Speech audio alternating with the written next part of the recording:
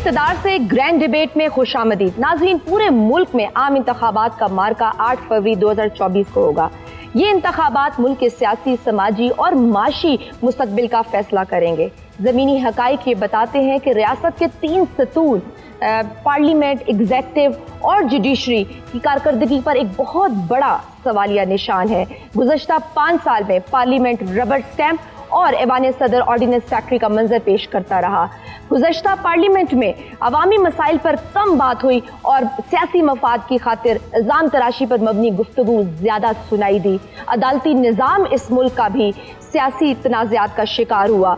इस मुल्क में जुडिशरी को भी बहुत ज़्यादा पोलिटिसाइज कर दिया गया।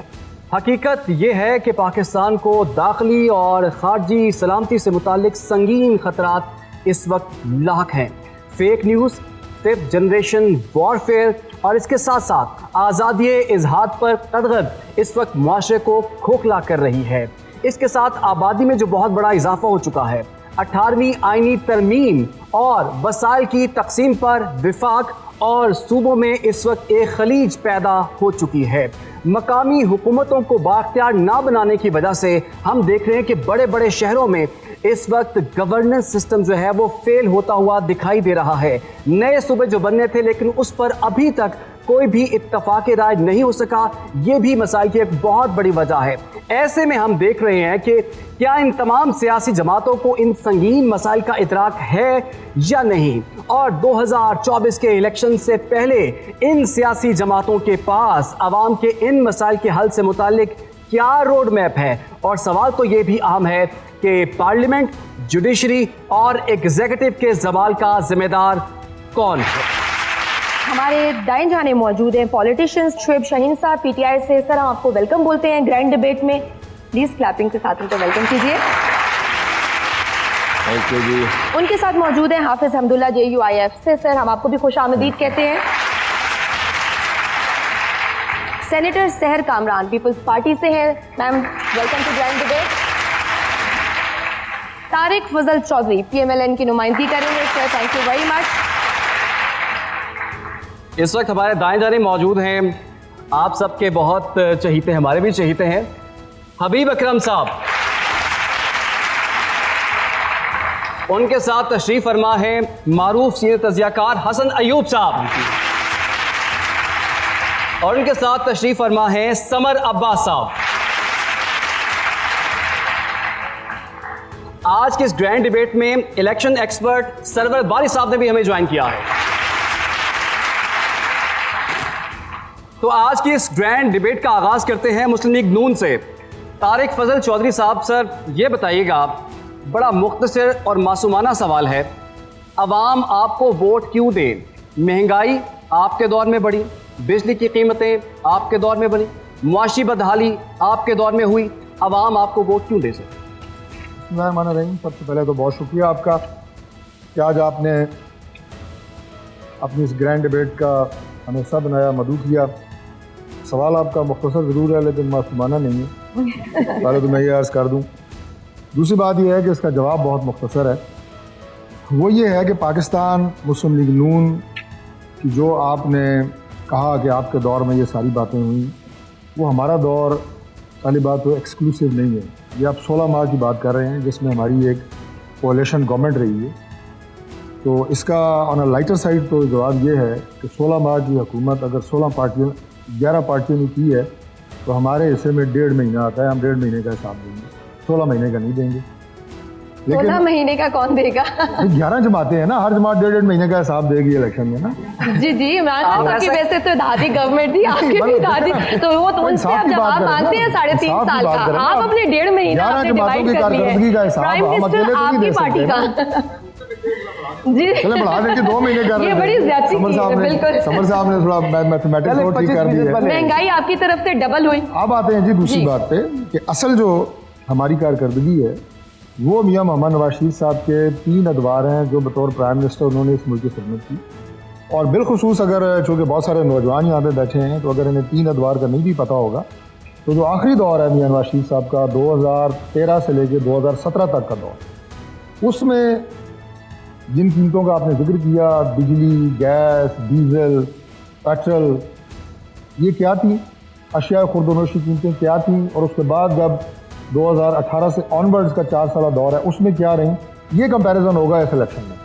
और यही हमारा इस इलेक्शन का बयानिया है। ये मैंने खुद तस्लीम किया है कि मैं बिल्कुल ये दावा नहीं कर रहा कि 2013 में जो रोटी थी वो दोबारा उसी कीमत पे चली जाएगी, लेकिन मुल्क में आप ऐसे वसाइल ला सकते हैं, ऐसे रिसोर्सेज ला सकते हैं, लोगों की कुव्वत खरीद इतनी बढ़ा सकते हैं, कीमतों को जिस हद तक मुमकिन है कम कर सकते हैं और उससे इंशाअल्लाह ताला आवाम की ज़िंदगी में आसानी आएगी। ठीक है, 16 माह तो वैसे नहीं आ सके। आई डोंट नो फ्यूचर में कैसे आएगी। शोएब शाहीन साहब, इन्होंने तो 16 माह की कारकर्दगी को बिल्कुल डिसोन कर दिया। उन्होंने कहा ये हमारे इत्तेहादी थे, वो भी जिम्मेदार है, हम सिर्फ 1.5 साल का हिसाब देंगे, 1.5 महीने का। आप बताइए, आपने 3.5 साल आपकी हुकूमत ने, वो भी इत्तेहादी हुकूमत थी, आप लोग किस तरह से आवाम को जवाब देंगे? आपके दौर में भी कोई ज़्यादा सुहाने हालात नहीं थे। बिस्मिल्लाहिर्रहमानिर्रहीम। सबसे पहले तो मैं सुनो न्यूज़ का मशकूर हूँ कि उन्होंने आज इतनी अच्छी डिबेट का आगाज़ किया। एक बात जहन में रखें कि 2 साल हमने कोरोना भुगताया और पूरी दुनिया ने हमारे जिस तरह कोरोना को हमने कंट्रोल किया और जिस तरह की पॉलिसीज़ बनाई, पूरी दुनिया ने उसकी तारीफ़ की और उसको फॉलो करने का आर्डर किया। और लास्ट टाइम जब हमारी गवर्नमेंट ख़त्म की गई, जिस अंदाज से भी की गई, मैं उसको अभी साइड पे रखता हूँ, 6.2% GDP थी। ये इनके आदाद शुमार हमें बताते हैं। और जब ये गए हैं तो इनके आदाद शुमार 0.3% बंदी, और वो भी अब आ रहे हैं कि जी -% में आया है या 0 पे आया है। ये एक फ़र्क। दूसरा फ़र्क, हमारे $24 बिलियन के रिज़र्व थे और इनके ज़माने में आकर के $1 बिलियन के लिए बतौर शहबाज शरीफ साहब हमें बड़ा उल्टा सीधा होना पड़ा। महंगाई जो उस वक्त की डिक्लेयर थी, और जो ये सबसे ज़्यादा इतराज़ क्या किया था कि हम महंगाई मुकाओ मार्च लेकर आ रहे हैं, और सारे APDM की जमातें और ट्रक के ऊपर खड़े थी जी महंगाई मुकाओ मार्च। और साथ ये कहा करते थे कि पेट्रोल और डीज़ल की अगर 1 रुपया कीमत भी बढ़ती है तो जनाब हमारे दिल को कुछ होता है। और उसके बाद क्या हुआ, 12% से महंगाई बढ़ा के एक्चुअली ये 38% कहते हैं या 50% के दरमियान में फ्लक्चुएट करती है। ये इनके आदाद शुमार हैं। बिजली का यूनिट उस वक्त 14 रुपये और 16 रुपये के दरमियान था, आज ये 75 रुपये बिजली का यूनिट चला गया है। हमारी गलती क्या थी? हमारी गलती ये थी कि हमने एब्सोल्युटली नॉट कहा। हमने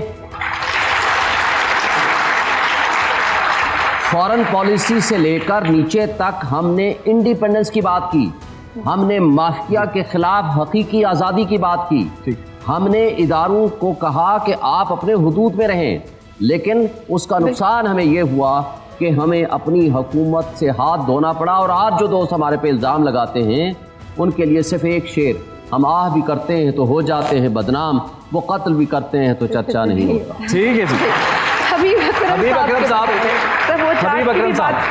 सर गुफ्तगू आपने भी सुनी है और बड़े सर्वेस भी हो रहे हैं इलेक्शन से पहले, कुछ ही दिन रह गए हैं इलेक्शंस होने में। ये ज़रा बताइए, ये सर्वे से मसला किसको है और इन सर्वेस का इलेक्शन के नताइज पर कोई असर भी पड़ता है आपके ख्याल में? और एक और चीज़ कि अवाम का मूड क्या है? सर्वे के बारे में कोई हतमी बात नहीं की जा सकती, ये सर्वे ही होती है। इलेक्शन हतमी चीज़ होती है। इलेक्शन का फैसला जो है वही काबिल कबूल होता है सबके लिए। उस दिन कितने लोग आते हैं और कितने लोग वोट डालते हैं, एक्चुअली फैसला जो है वो वोट करता है, सर्वे नहीं करता। सर्वे से डरने की जरूरत नहीं होती। सर्वे आपको एक अंडरस्टैंडिंग ऑफ सिचुएशन दे रहा होता है, इससे ज़्यादा और कुछ नहीं। लेकिन आप तो पूरे पाकिस्तान में आपने लोगों से मिले हैं और आपने उनसे बात भी की है। अवाम का इन इलेक्शंस को लेकर मूड क्या है? और ये जो सियासत बड़ी ठंडी हुई हुई है आजकल, कोई बाहर नहीं निकल रहा, ड्राइंग रूम के अंदर ये सारे मामला माहौल नहीं बन रहा इलेक्शन का। देखिए, सियासत इसलिए ठंडी है कि आपने कुछ फरीक, सियासत के एक फरीक को तो मुकम्मल तौर पर इजाज़त दे रखी है कि वो चाहे तो नारा लगाए, चाहे तो मोर्चा लगाए, चाहे तो झंडा लगाए, चाहे तो जलसा करे। और सियासत का जो दूसरा फरीक है उसके लिए आपने इतनी तंगनाई क्रिएट कर दी है कि उसके अंदर से गुजरना भी मुहाल है। एक इस तरह की सूरत हाल है कि मैं आपको एक बात बताऊं कि मैं हर जगह जहां पे जाता हूं, तारिक फजल चौधरी साहब की यहाँ पे कैंपेन चल रही है इस्लामाबाद में, पूरे पाकिस्तान में आपको पाकिस्तान मुस्लिम लीग नून के झंडे नज़र आते हैं, जमीयत उलमा इस्लाम के नज़र आते हैं, पीपल्स पार्टी के झंडे नज़र आते हैं। आपको कोई झंडा नज़र नहीं आता तो वो PTI का झंडा नज़र नहीं आता। अब ज़रा मैं आप मानसहरा में एक जगह मैंने झंडा देखा। मानसहरा में एक कदीम जो मेन बाज़ार है उसके अंदर एक कदीम गुरुद्वारा है जो आजकल लाइब्रेरी की सूरत इख्तियार कर चुका है, वहाँ उसके सामने किताबों की एक दुकान थी।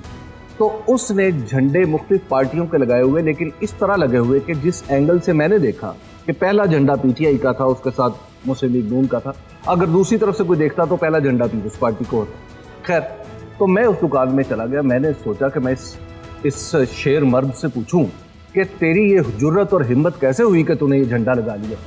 तो उस मर्द दाना ने मुझे ये बात बताया कि जनाब मैं तो यहाँ झंडे फरोख्त करता हूँ, मैं झंडे बेचता हूँ, तो इसलिए मैंने नुमाइश के तौर पे सारे झंडे लगाए हुए हैं, आपकी नज़र सिर्फ पीटीआई के झंडे पे पड़ी है। तो मैंने उससे पूछा कि ये बताओ कि तुम कितने झंडे बेचते हो? उसने कहा जी काफ़ी बेचता हूँ। तो मैंने कहा 10 में से? उसने कहा नहीं 10 में से नहीं बताऊँगा, 100 में से बताऊँगा। मैंने कहा 100 में से बताओ कितने झंडे कौन सी पार्टी के बिकते हैं? कहता 95% पीटीआई के, बाकी सब के। अब आप ज़रा तसव्वुर कीजिए कि जहाँ पे एक झंडा लगाने की इजाज़त नहीं, वहाँ पे लोग झंडे पैसे दे के शायद यादगार के तौर पर खरीद रहे हैं। तो अब आप अंदाज़ा लगा सकते हैं कि माहौल क्या है। राइट, हाफिज अब्दुल्ला की तरफ बढ़ेंगे। सर, आपको भी इलेक्शन का माहौल नज़र नहीं आ रहा, लेवल प्लेइंग फील्ड नहीं मिल रही, कभी सर्दी की बात हो रही है, कभी दहशतगर्दी की बात हो रही है। दहशतगर्दी तो 20 साल से हम भुगत रहे हैं, सर्दी कौन सा पहली दफ़ा आई है। आप क्यों इलेक्शन से भाग रहे हैं, क्यों खौफज़दा है? बिस्मिल्लाहिर्रहमानिर्रहीम। जी, बहुत शुक्रिया आपका और सुनो चैनल का कि आज हमें डिबेट करने में शरीक होने की दावत दी। देखिए, बुनियादी तौर पर मैं यहाँ से शुरू करूँगा। 76 साल उम्र है इस मुल्क का। मैं ये दावे से कहता हूँ कि इस मुल्क का नाम है इस्लामी जमहूरिया पाकिस्तान। मैं कहता हूँ कि आज ये मुल्क न हकीकी तौर पर इस्लामी है, न हकीकी तौर पर जमहूरी है, न वो कायद-ए-आज़म का पाकिस्तान है। जहाँ तक मईशत की बात हुई, मैं क्या कहूँ, उन्होंने इतने शोएब शाहीन साहब ने गिनवा के लिए कि हमने मईशत के लिए ये किया, ये किया, ये किया, ये तालियाँ भी बजी। तो मैं उनसे पूछता हूँ, आपकी मईशत तो अंडे से शुरू हुई, आपको मईशत तो आपकी मईशत तो अंडे से शुरू हुई, आपकी मईशत तो मुर्गे से शुरू हुई, आपकी मईशत तो कट्टे से शुरू हुई। कहाँ है भाई आपकी मईशत? जहाँ से मईशत हमने कंट्रोल करना था, जहाँ से हमने मईशत कंट्रोल करना था, वो तो स्टेट बैंक था, वो तो हमने आपने IMF के हवाले किया, आपने पार्लियामेंट को मुअत्तल रखा था। आप मुझे बताइए कितने आर्डिनेंस आपने ऐवान सदर से मंजूर कराया और आपने कानून साजी को नजरअंदाज की। टोटल 73 पीटीआई ने मुझ पर हमला हुआ, 7 किलो बारूद, उसमें पता नहीं क्या क्या थे, अल्लाह ने मुझे बचाया। लेकिन कौन था ये? मौलाना फजल रहमान साहब पर 3 खुदकुश हमले हुए। हमारे लोग, आपने कहा कि तुम इलेक्शन के से भाग रहे, हम इलेक्शन से नहीं भागते, हम फिर भी बारूद और गोलियों की बूछाड़ में फिर भी इलेक्शन करेंगे। हम इतने डरपोक नहीं है कि 2 छड़ी से और 2 डंडे से हम कहते हैं हमने सियासत को खैरबाद किया। ये हम नहीं करेंगे भाई। भाई ने कहा कि पीटीआई के झंडे, आप देते हैं, भाई ने कहा कि पीटीआई की झंडे को इजाजत नहीं। फिर मुझे ये बताइए कि अगर सानिहा 9 मई पाकिस्तान की दिफाई कुव्वत और मराकज़ पर हमले JUI करती तो आज हम कहाँ होते? अगर कोई पश्तून करता, अगर कोई पश्तून ये अमल करता, अगर कोई बलोच ये अमल करता, अगर कोई सिंधी ये अमल करता तो वो कहाँ होता? आज भी आप लोगों को रिलैक्सेशन दे रहे हैं। ये है आपकी सियासत, ये है आपकी जमहूरियत, ये है कानून, ये है आईन। इस पर पाबंदी होनी चाहिए। हसन साहब, जैसे कि हाफिज अब्दुल्ला साहब ने कहा कि ना तो ये इस्लामी है ना ये जमहूरी है, तो फिर ये प्रैक्टिकली तौर पर, अमली तौर पर ना ये कायदे-ए-आज़म का पाकिस्तान है, तो फिर ये कैसा पाकिस्तान है? बस ये ऐसे ही पाकिस्तान है जैसे हम देख रहे हैं, जैसे हम कौम है। क्या कह सकते हैं इस हवाले से? तो बात अगर जिस तरह वो हाफिज साहब फरमा रहे हैं कि इमरान खान साहब भी जो नाम लेना मना है भाई। नहीं, मुझे मना नहीं है जी। अच्छा, आपको मना। इमरान खान साहब भी अगर आप देखें तो उन्होंने जो कुछ नवाज शरीफ साहब के साथ किया, माजी में अगर देखें तो नवाज शरीफ साहब ने भी यही कुछ मोहतरमा बेनज़ीर भुट्टो साहिबा के साथ किया था। और आज जो इमरान खान साहब के साथ हो रहा है वो भी मकाफात अमल है, क्योंकि उन्होंने नवाज शरीफ साहब के साथ वो किया। अवाम को भी हमेशा हमने जो है ना गुमराह किया है, हर चीज़ हम पलूट कर देते हैं। कोई चीज़ ऐसी है, मिसाल के तौर पर मैं आपको एग्जाम्पल देता हूँ, हालिया दिनों में अब नवाज शरीफ साहब का लाडलापन जो है मुझे तो कोई दिखाई नहीं दे रहा इस वक्त भी, लेकिन अभी तमाम जो यहाँ पर मौजूद अभी तक आपको लाडलापन नजर नहीं आ रहा, वो शेर का बयानियत बदल गया। हसन की बात लेकिन पे एक शेर मैं अर्ज करना चाहता हूँ, गरमा जबी कहे से बुरा मानते हैं आप, मेरी तरफ तो देखिए मैं माजबी से ही। अच्छा चलो ठीक है। अच्छा नवाज शरीफ साहब ये कहते हैं जी कि वो लाडले हैं, तो सवाल है कि किस तरह लाडले हैं? सवाल है कि क्या जो बायोमेट्रिक उनकी होगी थी एयरपोर्ट के ऊपर, इसलिए लाडले हैं? तो वो देखें कि जब हमारी अदलिया ने इमरान खान साहब के लिए एक दिन तमाम हाई कोर्ट के जजेस बैठे रहे और इमरान खान साहब नहीं आए, फिर दूसरे दिन उन्होंने 6 घंटे इंतजार किया और फिर इंतजार करने के बाद जब वो आए तो फिर उनको 1 मिनट में ही 15 मुकदमात में बेल दे दी। अब जब बेल होती है किसी भी शख्स की तो वो लाडले हैं 50 रुपए के स्टैम्प पेपर पे, वो लंदन चले गए। वो लाडले गए 50 रुपए के स्टैम्प पेपर के ऊपर, जब उन्होंने कैबिनेट ने अप्रूवल दी थी इमरान खान साहब की हुकूमत ने, तो इमरान खान साहब को ही अपनी अदाओं पर गौर करना चाहिए था। भेजने वाले इमरान खान साहब थे, बाद में दी इजाजत उनको अदालत में। चले ऐसा कर लेते हैं कि इमरान खान साहब के लाडले थे ये, इमरान खान साहब के भी लाडले थे, हबीब अकरम साहब के भी लाडले थे। अच्छा, समर के नहीं थे इतने ज्यादा। जो हसन अयूब ने कहा ना कि नाअहली अभी 3 दिन पहले ख़त्म हुई है, लेकिन रिटर्निंग ऑफिसर्स को 10 दिन पहले पता चल गया था इनको अहल डिक्लेयर करना है नवाज शरीफ साहब को, फिर भी लाडले नहीं है। मौलाना साहब कहते हैं इस्लामी और जमहूरी हुकूमत इनका उसूल ये है उस वक्त होती है जब ये इक़्तिदार में हो, जब इक़्तिदार में नहीं है तो गैर जमहूरी भी है, गैर इस्लामी भी है, गैर आइनी भी है और सब कुछ गलत है। ठीक है। और उसके बाद एक बात सिर्फ, और मुशर्रफ साहब के खिलाफ ये कोई बात नहीं, मुशर्रफ साहब के खिलाफ थे, कर रहे हैं ना, मुशर्रफ साहब के खिलाफ थे, लेकिन मुशर्रफ साहब से जो जमीनें और मफादात लिए वो अंसार अब्बासी की सिर्फ एक रिपोर्ट आप सारे पढ़ लेंगे, आपको सारा कटा चट्टा खुल जाएगा और किस तरह उन्होंने उनको प्रेसिडेंट बनवाने में एमएमए की हुकूमत के होते हुए और अपनी हुकूमत डिसॉल्व नहीं की थी।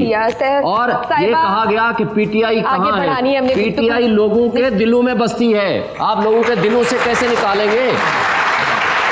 हम लेंगे यहाँ एक छोटी सी ब्रेक के बाद हम गुफ्तगू का सिलसिला जारी रखेंगे। देखते रहिए grand debate. Welcome back to grand debate. Sahar Kamran साहिबा, ये बताइए, अभी इन्होंने कहा कि 1.5 माह का सिर्फ हम हिसाब देंगे, बाकी और इत्तेहादी भी थे। अब बिलावल साहब कहते हैं कि महंगाई लीग ये है, इनकी वजह से महंगाई हुई। आप इस पे क्या कहना चाहेंगे? आप आवाम को किस तरह से रिलीफ देंगे? सबसे पहले तो मैं भी सुनो टीवी का जो फॉर्मेट है इसको अप्रिशिएट करूंगी। देखिए, बात यह है कि आप जो कह रहे हैं, अगर आप पीपल्स पार्टी के पास जो वजारतें हैं आप उनकी बात करें तो फॉरेन मिनिस्टर हमारा था। आप ये बताएं कि इस 16 महीने में पाकिस्तान को आलमी दुनिया से रिकनेक्ट करना, फैटिफ की ग्रे लिस्ट से निकालना, अहम तरीन जो आलमी फोरम्स हैं, ये तो इमरान खान नहीं आप क्रेडिट देंगे। हाँ जी बिल्कुल, आलमी फोरम्स के ऊपर पाकिस्तान की बहुत मौसर तरीके से नुमाइंदगी करना।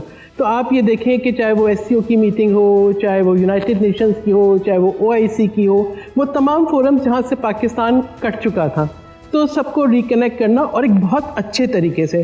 तो मैं ये समझती हूँ कि ये एक जो है पाकिस्तान पीपल्स पार्टी का और बिलावल भुट्टो जरदारी का एक बहुत अच्छा उसके क्रेडिट में जाता है।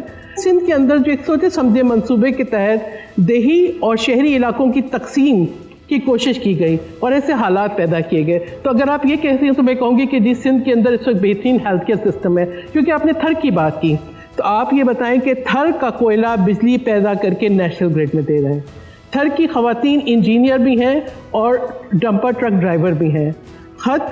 थर की ख़वातीन जो है पार्लियामेंट में भी नुमाइंदगी कर रही हैं, वो डॉक्टर्स भी हैं। थर में NED यूनिवर्सिटी का कैंपस भी है, थर में बेहतरीन हॉस्पिटल भी है। तो ये कहना कि जी थर में सिंध के अंदर चाइल्ड मोर्टेलिटी रेट कम हुआ है, अगर आप KP से और बलूचिस्तान से और बाकी सूबों से आप उसका मुकाबला करें, पीपल्स पार्टी हुकूमत जब भी आई है तो इनकम जो है, सैलरीज जो है वो इंक्रीज हुई है। अगर हम कहते हैं कि हम जो है 300 यूनिट तक फ्री इलेक्ट्रिसिटी देंगे, तो सोलर एनर्जी के जरिए ऑलरेडी सिंध के अंदर विंड एनर्जी से भी बिजली पैदा हो रही है, सोलर एनर्जी से भी बिजली पैदा हो रही है। दोबारा आपकी जानिब आएंगे। लाडलापन याद आया, ऐसा लाडला ऐसा कैदी तो आपने कहीं दुनिया में देखा है, पाकिस्तान में कम से कम मैंने, मुझे मेरे इल्म तो नहीं था कि जिसको जेल के अंदर देसी घी में भुना हुआ मटन और देसी घी में भुना हुआ चिकन, देसी चिकन मिलता है, यानी ऐसा कैदी, और जिसको यानी वीडियो कॉल कराई जाती है अपने बच्चों के साथ, और ऐसी बात है कि नवाज शरीफ साहब अपनी एहलिया को बिस्तर मर्ग पर छोड़कर आए थे और रिक्वेस्ट करते रहे कि मेरी बात करा दें, तो सुप्रीटेंडेंट ने उनकी बात नहीं कराई थी। तो ये फर्क है हकीकत में, अगर देखें कौन लाडला है कौन नहीं, तो ये बड़ा फर्क है। पिछले 5.5 महीने से एक दफा बच्चों से बात नहीं करने दी। ऐसा लाडला है जिसके खिलाफ 200 से जायद मुकदमात झूठे बनाए गए। ऐसा लाडला है कि जिसका करप्शन का 1 रुपया मुल्क से बाहर नहीं है। ऐसा लाडला है जो इस पाकिस्तानियों के साथ रहता है, उसका मरना जीना इस मुल्क में है, जिसका 1 रुपया मुल्क से बाहर नहीं है, ना इन्वेस्टमेंट है ना प्रॉपर्टी है, और जिसका सारा कुछ बाहर है वो कहते हैं कि वो फरिश्ते हैं। कमाल है। ठीक है जी, पॉइंट आ गया।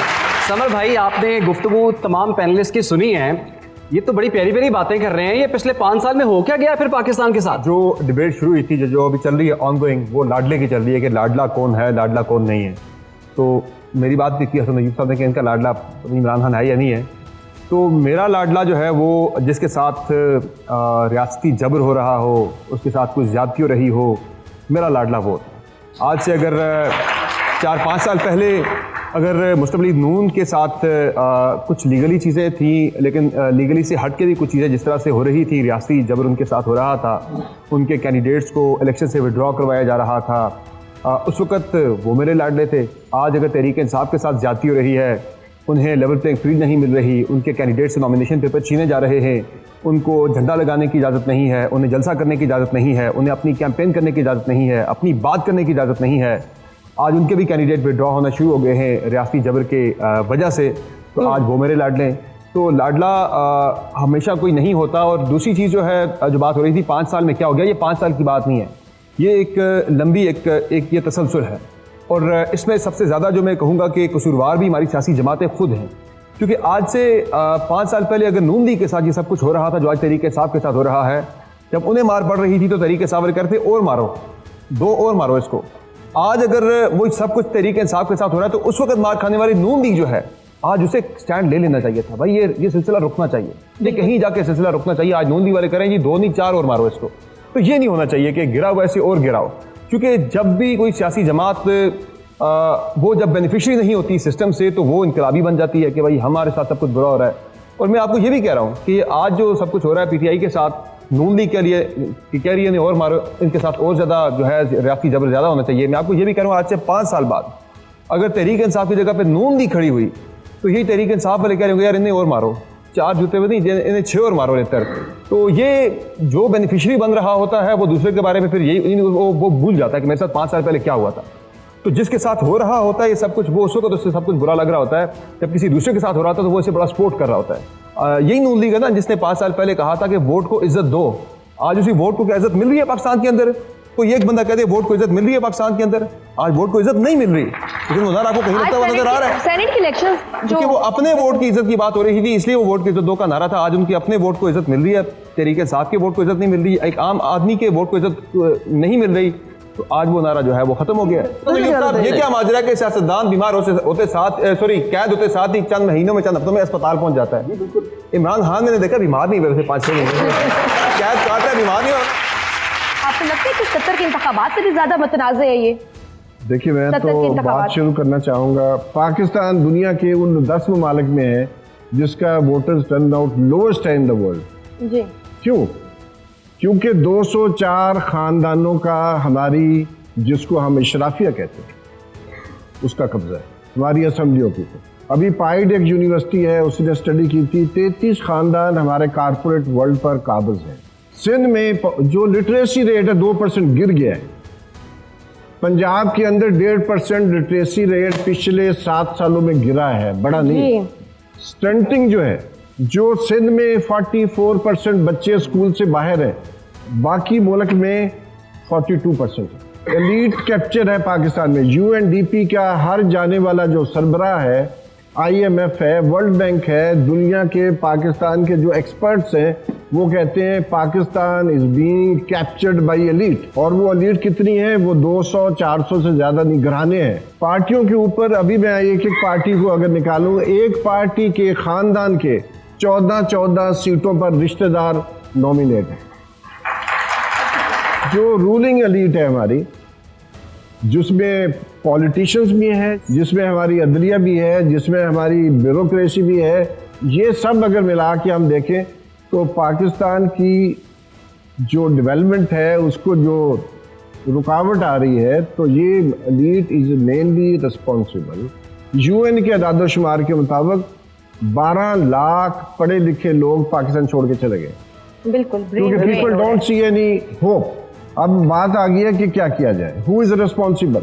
वी नीड टू नो कि जो पार्टियां बरसे इक़्तिदार रही हैं वो आवाम से पहले तो माफ़ी मांगे जो हमारी बैकवर्डनेस है। मैं एक पार्टी की बात नहीं करना चाहता। पॉइंट ये है कि हम सियासतदानों से इल्तिजा कर सकते हैं कि आप एक एग्रीमेंट कर लें कि आप उसकी लड़ाई में आप किसी और की मदद हासिल नहीं करेंगे। राइट, ये हमारा राइट बनता है या नहीं बनता? हम लेंगे यहाँ एक छोटी सी ब्रेक के बाद हम गुफ्तगू का सिलसिला जारी रखेंगे। देखते रहिए grand debate. Welcome back to grand debate. Imran मौजूद है ऑडियंस में और पूछेंगे सवालात ऑडियंस से। जी इमरान।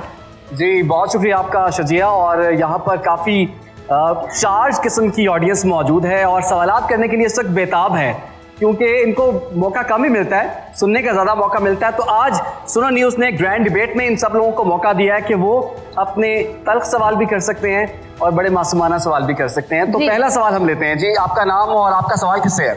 मेरा नाम उमर वकार है। मैं बेसिकली आप सबसे ये सवाल करना चाह रहा हूँ। इंटरेस्टिंगली हम लोग हमेशा एक टैबू समझते हैं सदारती निज़ाम को, क्योंकि उसको हम लोग जोड़ देते हैं डिक्टेटरशिप्स के साथ बाय एंड लार्ज। लेकिन 2008 ऑनवर्ड्स जब से रेस्टोरेशन ऑफ डेमोक्रेसी हुई है, उसके बाद से लेके अब तक जो है पार्लियामेंट में ही हमारे ही जो वोट किए हुए हम लोगों ने लोग जो आते हैं, उन्होंने एक दूसरे के पीछे जो है ना वार किया है, छुरा घोंपा है, एक दूसरे को इक़्तिदार से निकाला भी है, जमहूरी तरीके से भी निकाला है कुछ लोगों ने, और कुछ लोगों से मैनिपुलेट होके उनके सामने आके भी निकाला है। दूसरी इस सवाल का एक और भी हिस्सा है कि जब भी सदारती निज़ाम की हम बात करते हैं तो उसमें यही आ जाता है कि फिर पार्लियामेंट्री डेमोक्रेसी का पाकिस्तान में क्या स्कोप रह जाएगा। बड़ी बड़ी सक्सेसफुल चीज़ें भी हमने देखी हैं। फ्रांस में आप देख लें सदारती निज़ाम है एक सेंस में, यूएस में चलता है, इवन वन पार्टी सिस्टम जो है इवन चाइना में भी जो एक सेंस में अगर 2008 ऑनवर्ड्स देखें और अब जो सूरत हाल है, हम लोग एक दूसरे पे अभी तक इल्ज़ाम भी लगा रहे हैं, कोई सॉल्यूशंस नहीं दे रहा अभी भी, कि सदारती निज़ाम की तरफ क्या हम डिबेट को वाकई में ले जा सकते हैं जेन्युइनली, या इसी तरह हम कंटिन्यू करेंगे। क्योंकि अभी भी नज़र आ रहा है कि लॉ मेकर्स जो हैं हमारे, वो लॉ मेकिंग नहीं करे, उल्टा वो हल्कों में जाके छोटे मोटे काम कर देते हैं, जो उनका मेन मकसद है कि जो हमें ब्रिटिश ने 1820 से जो है कानून दिया हुआ उसको एटलीस्ट वो ख़त्म करें और कोई नई चीज़ सामने लाएं। तो इस हवाले से कुछ अपने इनसाइट ज़रूर दीजिए। एक और सवाल लेते हैं हम। मेरा नाम कुमैल रज़ा है, मैं लाहौर से आया हूँ, इंटरनेशनल स्कूल लाहौर से A-लेवल्स कर रहा हूँ। मेरा सवाल ये है कि हम 76 साल से एक ही पार्लियामानी सिस्टम के राग लाप रहे हैं, बार बार इसी पार्लियामानी सिस्टम को इस्तेमाल कर रहे हैं, लेकिन ये हमें कोई रिज़ल्ट नहीं दे रहा, बाकी दुनिया के साथ अप टू स्पीड भी नहीं रख रहा, बल्कि हम बहुत उल्टा पीछे पड़ गए हैं। तो अगर हम अपने नेबरिंग कंट्रीज़ में देखें, जैसे ईरान और तुर्की है, उनमें प्रेसिडेंशियल फॉर्म ऑफ गवर्नमेंट है और उस प्रेसिडेंशियल फॉर्म ऑफ गवर्नमेंट ने उनको काफ़ी अच्छे रिजल्ट्स भी दिए हैं। एक ही बाख्तियार लीडर हो जो पाकिस्तान को वापस अपनी ओरिजिनल आइडियोलॉजी की तरफ लेकर चले और वापस इसको अपने पाकिस्तान के ट्रू पर्पस के लिए आवाम को सपोर्ट दे। अपना नाम और अस्सलाम वालेकुम, मेरा नाम ज़ारा इकबाल है और मेरा क्वेश्चन सबसे है कि हम जो है एज अ यूथ फीमेल्स यहाँ पर 52% में हैं, ठीक है। अगर पार्लियामेंट में मौजूद जो भी ख़वातीन हैं वो हम देखते हैं कि वो बहैसियत ख़वातीन को रिप्रेजेंट तो कर रही हैं, लेकिन वो पाकिस्तान की यूथ को या पाकिस्तान की ख़वातीन को नहीं बल्कि कुछ सियासी घरानों को जो है रिप्रेजेंट कर रही होती हैं। वो कुछ सिलेक्टिव होती हैं, उनको सिलेक्टिव होने के बजाय उनको डायरेक्ट इलेक्ट क्यों नहीं किया जाता? और इसके लिए आप अगर 2/3 अक्सरियत से आते हैं या दूसरे आते हैं तो आप लोग क्या करेंगे? Thank you so much. ठीक है हबीब अकरम साहब, पहले मैं आपकी तरफ आऊँगी। इन्होंने जिस पूछा कि क्या प्रेसिडेंशियल सिस्टम या सदारती निज़ाम सूटेबल है, क्या एक ऑप्शन हो सकता है पार्लियामेंटेरियन निज़ाम के बजाय? हर निज़ाम वो सूटेबल है जिस पे पाकिस्तान का पार्लियामेंट, पाकिस्तान के लोग मुत्तफिक हो जाए, और जब मुत्तफिक हो जाएं तो वही निज़ाम सूटेबल है। पार्लियामानी निज़ाम पे अगर मुत्तफिक है तो पार्लियामानी निज़ाम है, सदारती निज़ाम पे अगर मुत्तफिक हो जाए और ज़ाहिर है उसका एक दस्तूर में तब्दीली करने का, एक बाकायदा उस ढांचे को तब्दील करने का एक तरीक़ाकार है, उस यानी इलेक्शन हो, इलेक्शन में लोग कैंपेन चले इस बुनियाद पे कि हम दस्तूर को तब्दील करेंगे, और फिर अगर लोग ये चाहते हैं तो डेफिनेटली हो सकता है, इसमें कोई टैबू नहीं है। दूसरी बात यह है कि हमारे यहाँ जो सदारती निज़ाम है वो थोड़ा सा बदनाम भी है। बदनाम इस तरह है कि जनाब जनरल अयूब खान ने भी तो सदारती निज़ाम लेके आए थे, वो भी तो अगर वो सदारती निज़ाम था वो उतना ही सदारती निज़ाम था जितना जनरल परवेज़ मुशर्रफ का निज़ाम पार्लिमानी निज़ाम था। ये ना तो वो सदारती था ना वो जमहूरी था। जो सदारती निज़ाम है वो मुकम्मल तौर पर जमहूरी निज़ाम है, और उस निज़ाम में नो डाउट फैसला साजी एग्जेक्टिव की ज़रा तेज़ हो जाती है, जिससे आपको लगता है कि ये ज़्यादा तेज़ी से काम कर सकता है। तो यस, पाकिस्तान डिबेट हो जानी चाहिए। जी जी, एक उसका इशू ये है कि ज़्यादा बड़ी आबादी वाला सूबा पंजाब है। जब सदारती निज़ाम लेकर आएंगे तो फिर पंजाब के अलावा किसी सूबे से आपका सदर आ नहीं सकेगा, तो उसके लिए फिर आपको छोटे सूबे बनाने पड़ेंगे कि सब बराबर आबादी पर मुश्तमिल सारे सूबे आपके बहुत सारे हों, फिर जाके आपका सदारती निज़ाम आ सकता है। मुश्तमिल बता इसका फ़ायदा नहीं होगा कि हमेशा सदर आपका फिर पंजाब से जाएगा, छोटे सूबे से आपका सदर नहीं आ सकेगा। ख़वातीन के मुतालिक यदि डायरेक्ट इलेक्शन से हमें अपना कल्चर और सोसाइटी भी बदलनी पड़ेगी। हम किसी जो है मतलब मेरे घर में कोई सियासी घराने से नहीं है, इसी तरह से जो ख़वातीन पार्लियामेंट तक पहुँची आप देखें तो आप चंद ख़वातीन के अलावा आप ये देखें कि बाकी जो है वो आप ही की तरह एक आम शहरी हैं और वो अपनी सलाहियतों की बुनियाद के ऊपर पार्लियामेंट में पहुँची है। जी, क्या नाम है आपका और आपका सवाल किससे और क्या है? अब्दुल हमीद लोन मेरा नाम है। हर कोई पॉलिटिकल पार्टी कहती है कि हम मसले कश्मीर को हल करेंगे। आपके इलेक्शन मैनिफेस्टो में कश्मीर है शामिल, आप लोगों को बताएंगे, नौजवानों को खास करके आपकी क्या रिस्पॉन्सिबिलिटी है, आप कश्मीरी बहन भाइयों की आवाज़ किस तरह बनेंगे, क्या हिकमत अमली है कि हम इन चैलेंजों का मुकाबला करें, आगे बढ़ें, और ये मेरा क्वेश्चन। ठीक है, एक्सीलेंट क्वेश्चन। हम जो है कश्मीर के इशू पे हुआ था और पीपल्स पार्टी के मैनिफेस्टो का और पीपल्स पार्टी की जो फॉरेन पॉलिसी का जो हिस्सा है उसमें कश्मीर की बहुत अहमियत है, और हम अब्दुल हमीद साहब लोन साहब यहाँ मौजूद हैं। ये किसी एक कश्मीर के इवेंट का जिक्र नहीं कर सकते जिसमें शमूलियत मैंने ना की हो। ठीक है, नेक्स्ट क्वेश्चन। आपका नाम और आपका सवाल। मेरा नाम तैनियत हफीज़ है और मैं कायदे आज़म यूनिवर्सिटी की तलबा हूँ। मेरा सवाल ये है कि 74 साल गुजर गए, सबकी हुकूमतें आ गई चली गई, दौर गुजर गए, ये पानी हमें कब मिलेगा?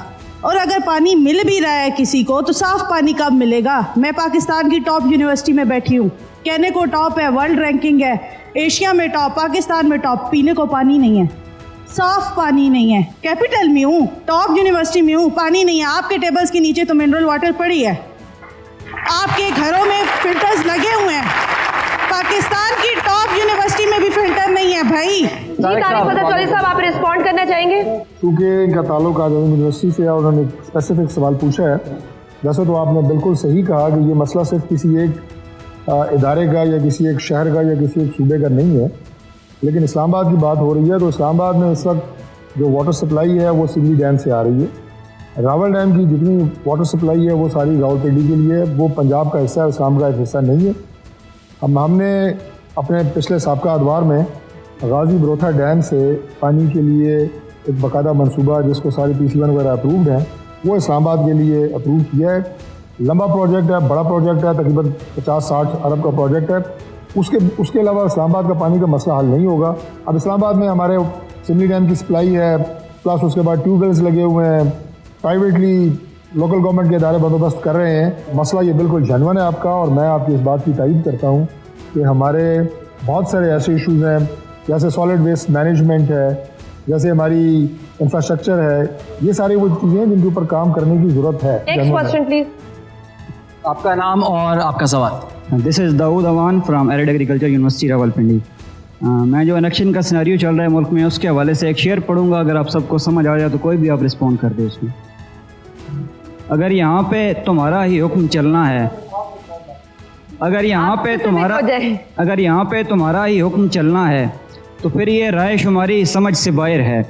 तुम्हारी बात तुम्हें समझ आ रही है मगर, तुम्हारी बात तुम्हें ठीक लग रही है मगर तुम्हारी बात हमारी समझ से बाहर है। Thank you.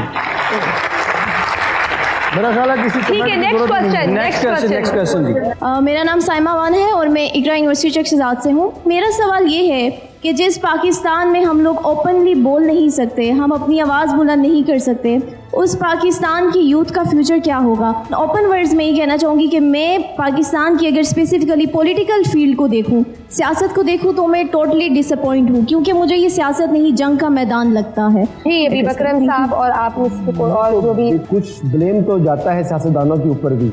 देखिए, छुट्टी ना मनाएं, अपना वोट कास्ट करने के लिए लंबी लाइन देखकर पोलिंग स्टेशन पर भागें। वेरी गुड, वेरी गुड, जाएं, वेरी गुड। अपने वोट का मजबूत कास्ट करें। घर बैठने से आपके मसाइल हल नहीं होंगे, चाहे वो इज़हार राय का मसला है, चाहे आपके फंडामेंटल राइट्स हैं। तमाम राइट्स आपको तभी मिलेंगे जब आप अपने हुक्मरानों के हवाले से अपनी चॉइस खुद इस्तेमाल करें। Very good. जो बने लोग अहल वोटर थे उससे 45% है हमारी यूथ जो है। तो ये जो सवाल करना कि हमारा मुस्तकबिल किसके हाथ में है, पाकिस्तान का मुस्तकबिल आपके हाथों में है। बिल्कुल सर, 5 करोड़ 70 लाख नौजवान वोटर इस दफा अपना वोट कास्ट करेंगे। 44% टोटल जो इनकी तादाद है, और इसलिए इन इलेक्शंस को कहा जा रहा है ये नौजवानों के इलेक्शंस हैं। तो ये नौजवान हमारे साथ हैं। जी चले एक सवाल से पूछते हैं जी, आपका सवाल क्या है? बिस्मिल्लाहिर्रहमानिर्रहीम। मेरा नाम सैयद लारिया बसन है, कायदे आज़म यूनिवर्सिटी से मेरा ताल्लुक़ है। आज का जो पाकिस्तानी फ्यूचर है, पाकिस्तान का फ्यूचर, उसमें से 90% जो बच्चे हैं वो बाहर जाना चाहते हैं, और इसमें जाहिर बात है कसूर आपका है। और समर अब्बास सर ने एक बात की है कि पाकिस्तान में वोट को इज्जत नहीं मिल रही। तो सर, पाकिस्तान में वोट को इज्जत इसलिए नहीं मिल रही कि सियासतदान पाकिस्तान की आवाम को इज्जत नहीं दे रहे। सर ने कहा है कि पाकिस्तान में 50% भी वोट कास्ट नहीं करते। सर, वो सिंधी जो भूख से मर रहा है, वो पश्तून जिस पे ड्रोन अटैक हो रहे हैं, तो वो किस तरह इनको वोट देना है? सर, मैं कहता हूं कि जबर का मौसम कब बदलेगा, तुम सब बदलोगे तो तब बदलेगा। Thank you. जी हाफिज साहब, आप कमेंट जी आपको हाफिज साहब मैं अर्ज कर लूँ, देखिए मैं अर्ज कर लूँ। एक तो मैं गुज़िश्ता जो सवाल की मेरी बहन ने, गालिबन किसने सवाल किया कि हम किसके हाथ में हैं, यानी एक नौजवान कह रहा है कि मैं किसके हाथ में हूँ। भाई, मुस्तकबिल पाकिस्तान का मुस्तकबिल आपके हाथ में है। 8 फरवरी 2024 को इलेक्शन है, अपना फैसला करें, लेकिन किसी की झूठे दावों में ना आना। आज का प्रोग्राम आपने देखा, सियासी जमातों के नुमाइंदगान ने अपना अपना मुकदमा अवाम के सामने रखा। बहरहाल अवाम ने ये फैसला करना है कौन सच बोल रहा है और कौन सच नहीं बोल रहा। इसके साथ साथ जो हमारे पैनलिस्ट थे, तज्जियाकार, उन्होंने अपनी राय का इजहार किया और इनकी 5 साला कारकर्दगी का जायजा भी लिया। आज के प्रोग्राम में फिलवक्त के लिए इतना ही। कल फिर हम हाजिर होंगे इसी सेम गेस्ट पैनल के साथ। यही ऑडियंस होगी, इसी ऑडियंस के सवालात होंगे और इनके जवाबात होंगे। कल तक के लिए इजाजत दीजिए, अल्लाह हाफिज़। फलस्तीनी सिर्फ एक शख्स को याद कर रहे हैं, वो है इमरान खान। कहते हैं कि आज काश कि वो हुक्मरान होता तो हमारी हेल्प को आता। चारों हुक्मरान जमातें इस बात की जिम्मेदार हैं कि ये पाकिस्तान में बल्दियाती निज़ाम देखना ही नहीं चाहती। पिटाई वालों को बोलने की बीमारी है, लिहाजा इस बोलने की बीमारी के लिए कोई बिलगेट्स ढूंढना चाहिए ताकि पोलियो के कतरे भी इनके लिए पिलाए जा सके। आपको लगता है कि आपको वहाँ से माफ़ी मांगनी चाहिए? सियासतदानों ने जहाँ कसूर किया है उन्हें बिल्कुल माफ़ी मांगनी चाहिए और यकीनन